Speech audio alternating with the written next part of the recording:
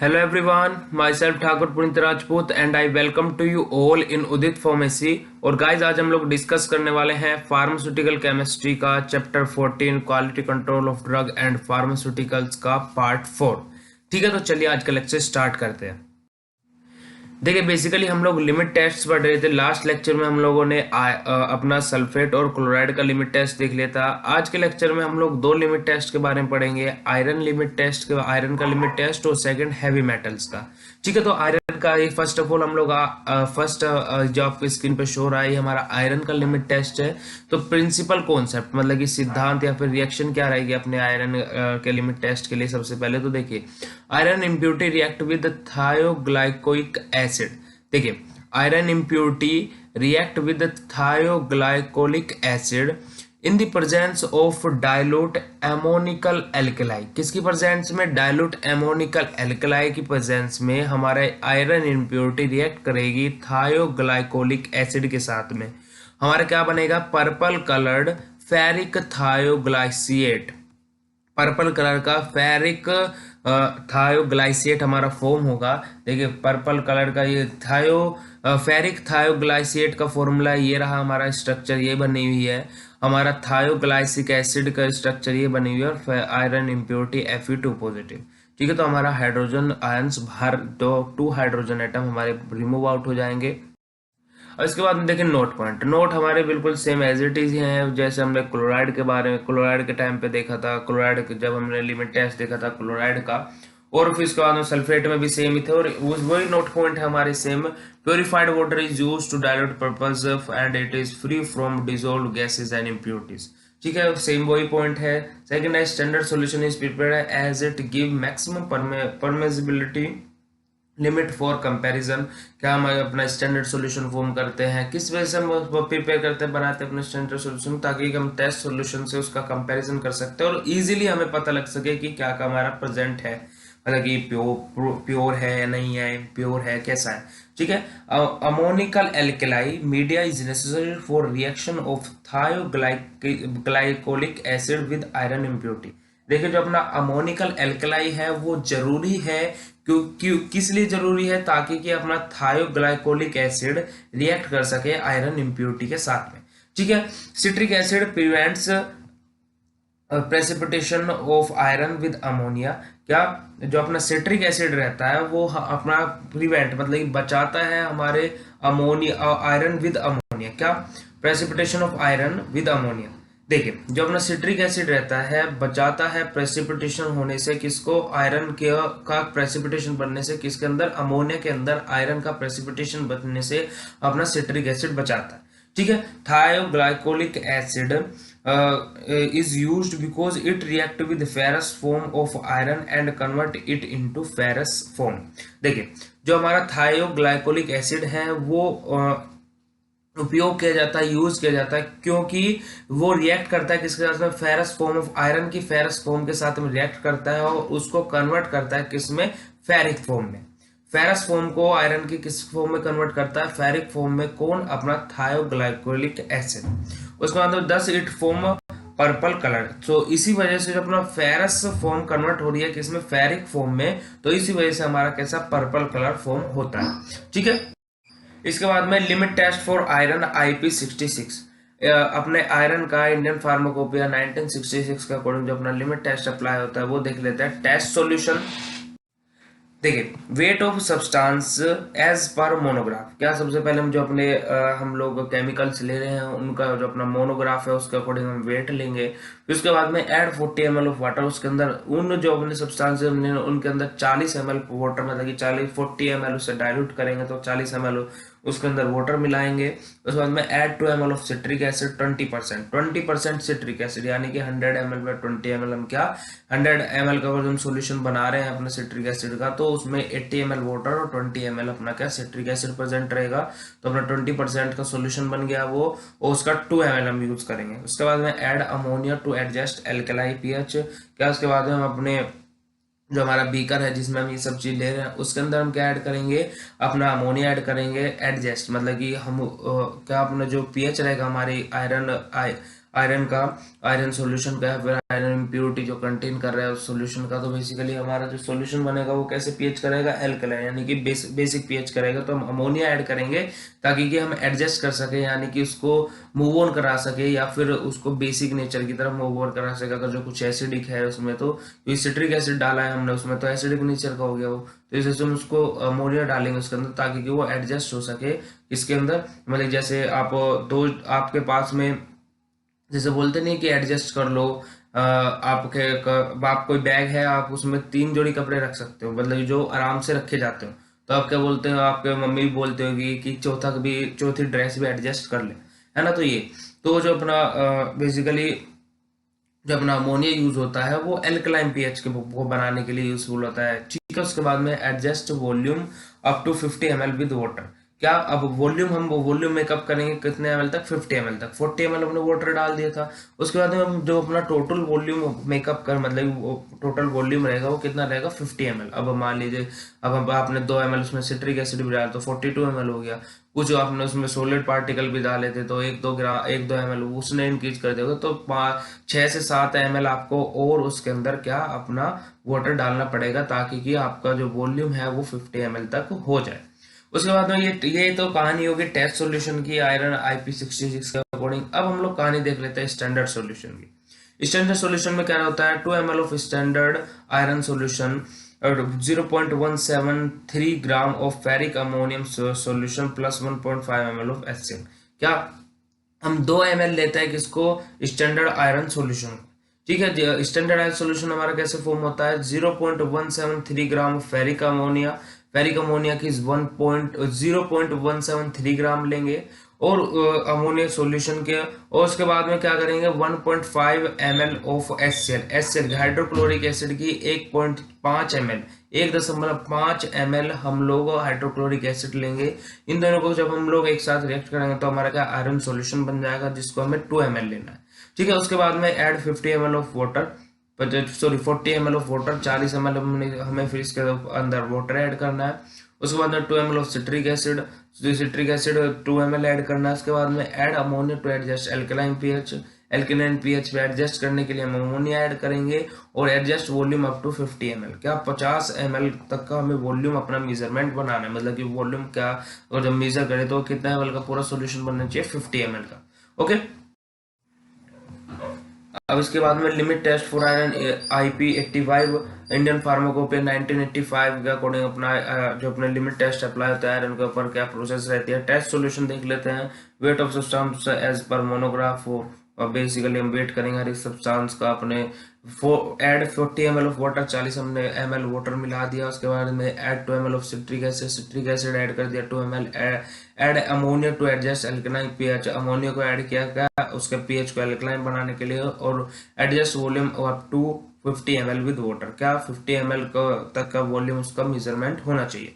उसके बाद में standard solution 2 ml of standard iron solution, 0.1726 gram of ferrous ammonia sulphate plus 10 ml of 0.1 normal sulphuric acid. क्या देखिए, basically अब हम लोग क्या स्टैंडर्ड आयरन सॉल्यूशन लेंगे। अब स्टैंडर्ड आयरन सॉल्यूशन के हमने मैन्युफैक्चरिंग बदल दी। कैसे, 0.172 ग्राम हमने लिया फेरस अमोनियम सल्फेट और 10 ml लिया हमने 0.1 नॉर्मल वाला सल्फ्यूरिक एसिड। वहां से हमने क्या बनाया, अपना आयरन सॉल्यूशन बनाया और उसका हमने 2 ml यूज कर लिया। उसके बाद में 40 ml हमने वाटर डाल दिया उसके अंदर। उसके बाद में 2 ml हमने सिट्रिक एसिड डाल दिया। फोर्थ पॉइंट है add ammonia to adjust alkaline pH. उसके बाद में हमने अमोनिया ऐड करा उसको एल्कलाइन पीएच की तरफ एडजस्ट करने के लिए। और लास्ट है जो उसका वॉल्यूम मेकअप था वो हमें कितना 50 ml करना है। अब हम वाटर ऐड करें, कोई वाटर ऐड करके हम क्या उसका वॉल्यूम मेकअप 50 ml तक करना है। ठीक है, अब उसके बाद में stir well and keep aside for 5 minute and observe. क्या बेसिकली अब उसको अच्छे से शेक करके ट्राइचुएट करके हम लोग क्या करेंगे, हिला के उसको बेसिकली 5 मिनट के लिए एक तरफ रख देंगे और फिर उसके बाद में ऑब्जर्व करेंगे, मतलब कि देखेंगे। उसके बाद में रिमार्क, मतलब कि टिप्पणी क्या है इसकी, if purple colour obtained in test solution is less than standard solution. क्या जो अगर जो पर्पल कलर हमारा फॉर्म हुआ है किसके अंदर, टेस्ट सॉल्यूशन के अंदर, ठीक है, पर लेकिन कम गाढ़ा है किससे, अपने स्टैंडर्ड सॉल्यूशन से, तो sample pass limit test for iron IP। क्या जो हमारा सैंपल रहेगा वो बेसिकली लिमिट मतलब कि लिमिट टेस्ट को पास कर जाएगा, मतलब कि लिमिट टेस्ट उसका पास हो जाएगा आयरन फॉर आयरन आईपी। मतलब कि अब जो अपना आयरन के मतलब कि अगर जो हमें किसी सब्सटेंस है हमारा, तो हमें लग रहा है इसके अंदर क्या आयरन के अंदर इम्प्योरिटी है, तो उसकी इम्प्योरिटी हमने चेक करी लिमिट टेस्ट लगा के, तो स्मॉल क्वांटिटी की इम्प्योरिटी हमने चेक करी। अगर जो स्मॉल क्वांटिटी में ही नहीं है तो इम्प्योरिटी लार्ज क्वांटिटी में क्या होगी, तो स्मॉल क्वांटिटी की हमने इम्प्योरिटी चेक की, नहीं मिली, तो मतलब कि वो पास कर गया सैंपल हमारा लिमिट टेस्ट को, किसके लिए, आयरन के लिए। ठीक है, तो अब हमने 3 लिमिट टेस्ट पढ़ लिए, सल्फेट पढ़ लिया, क्लोराइड पढ़ लिया और आयरन पढ़ लिया। अब देखिए हमारा limit test for heavy metals, मैंने आपको लेक्चर के स्टार्टिंग में बताया था कि हम आयरन और हैवी मेटल के लिमिट टेस्ट के बारे में पढ़ेंगे। तो limit test for heavy metal principle या फिर कॉन्सेप्ट, सिद्धांत क्या है इसका, बेसिकली देखा जाए तो heavy metal impurity react with hydrogen sulphide या फिर sodium sulphide in presence of acidic या फिर alkaline medium respectively to form brown precipitation of metal sulphide. देखें, अब जो हमारी हैवी मेटल इम्प्योरिटी है वो रिएक्ट करते हैं किसके साथ में, हाइड्रोजन सल्फाइड के साथ में, फिर सोडियम सल्फाइड के साथ में। ठीक है, आप रिएक्शन नीचे देख भी सकते हैं, जो अपनी हैवी मेटल है वो रिएक्ट कर रही है तो हाइड्रोजन सल्फाइड के साथ में या फिर सोडियम सल्फाइड के साथ में। वहां से हमारे क्या इन दी प्रेजेंस ऑफ एसिड, या तो एसिड की प्रेजेंस में हो सकता है या फिर एल्कलाइन बेस की प्रेजेंस में, medium respectively to form brown precipitation of metal sulphide. क्या, तो हमारा क्या बनेगा, मेटल सल्फाइड का ब्राउन प्रेसिपिटेशन बनेगा।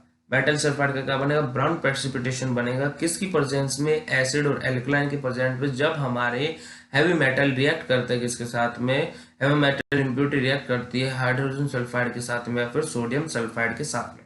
ठीक है, इसके बाद में नोट पॉइंट प्योरीफाइड है, बिल्कुल सेम वही है, कुछ भी वर्ड चेंज नहीं हुआ है। बस थर्ड पॉइंट अब हम लोग देख लेते हैं, एस्ट्रेस hydrogen sulphide and sodium sulphide solution are the reactants and required acidic alkaline medium for their reaction respectively.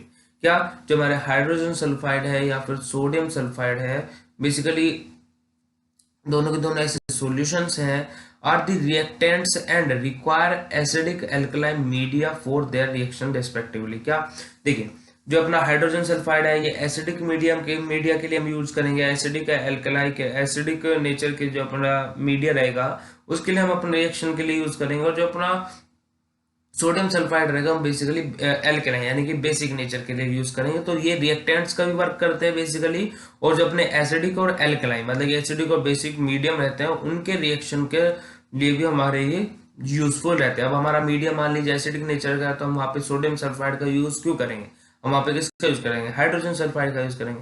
ठीक है, अब इसके बाद में फोर्थ पॉइंट है अपना, acidic media is adjusted by ammonia और acetic acid while alkaline media is adjusted by Na sodium hydroxide. क्या, जो अपना एसिडिक मीडिया है वो एडजस्ट किया जाता है किसके द्वारा, अमोनिया के द्वारा और एसिटिक एसिड के द्वारा। वहीं जो अपना एल्कलाइन मीडिया है वो एडजस्ट किया जाता है किसके द्वारा, सोडियम हाइड्रोक्साइड के द्वारा। ओके, इसके बाद में IP66 does not have limit test for heavy metal.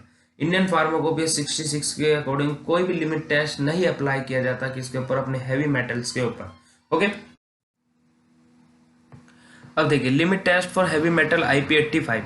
देखिए हम लोगों ने क्या देखा था लास्ट स्लाइड में कि नोट पॉइंट में क्या लिखा हुआ था कि जो अपनी लिमिट टेस्ट है हैवी मेटल के लिए IP66 के अकॉर्डिंग कोई लिमिट टेस्ट नहीं होता। हैवी मेटल के लिए IP85 इंडियन फार्माकोपिया 1985 के अकॉर्डिंग जो अपना लिमिट टेस्ट है, अब हम लोग देख लेते हैं टेस्ट सॉल्यूशन और स्टैंडर्ड सॉल्यूशन। टेस्ट सॉल्यूशन हम लोग क्या करेंगे, as per monograph 25 ml solution prepare.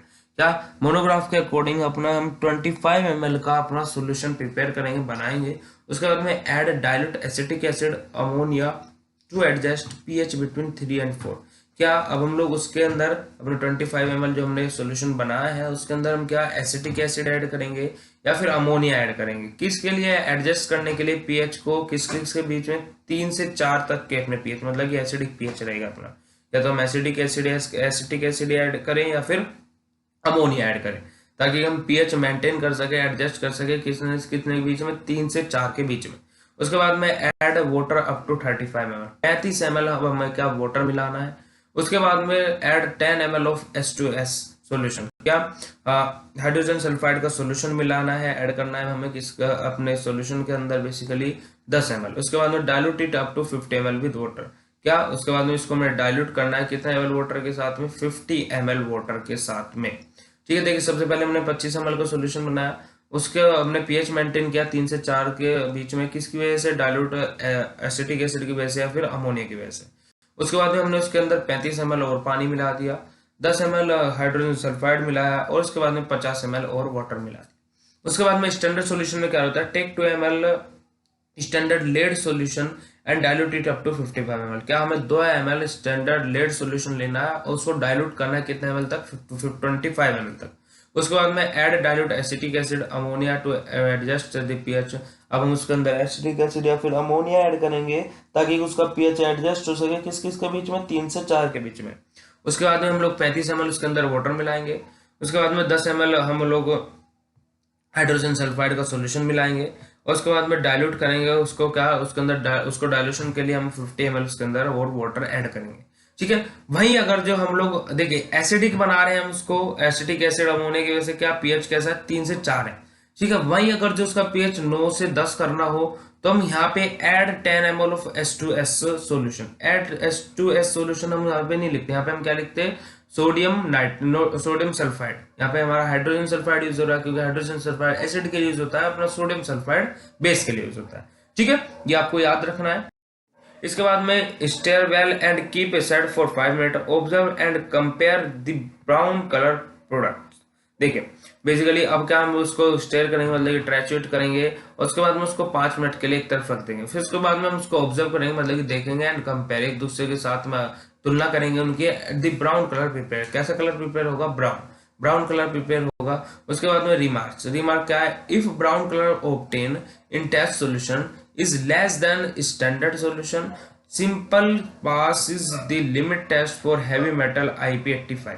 क्या देखिए बेसिकली अगर जो हमारा ब्राउन कलर हमारा ऑब्टेन होता है, मतलब कि दिखाई देता है किसके अंदर, अपने टेस्ट सॉल्यूशन के अंदर, 5 मिनट के बाद जब हमने अपना स्टैंडर्ड सॉल्यूशन भी और टेस्ट सॉल्यूशन भी दोनों के दोनों रख दिए, तो अगर जो हमारा टेस्ट सॉल्यूशन में ब्राउन कलर हमें दिखाई देता है पर लेकिन स्टैंडर्ड सॉल्यूशन से लेस देना, मतलब कि कम गाढ़ा है स्टैंडर्ड सॉल्यूशन से, तो मतलब कि अपना जो हैवी मेटल का हमने लिमिट टेस्ट हम अप्लाई कर रहे थे वो पास हो गया according to IP Indian pharmacopoeia 1985।